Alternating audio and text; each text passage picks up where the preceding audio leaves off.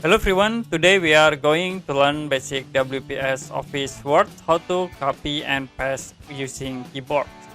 To copy, you can press Ctrl C, but first you need to sort like this and press Ctrl C. Then to paste, you can press Ctrl V. That's it. With icons, you can sort, right click, and then choose capitals. And then press right click and choose paste. Okay, that's it for basic WPS Office Word, how to copy and paste using keyboard. And if you have any question about this tutorial, you can comment below this video.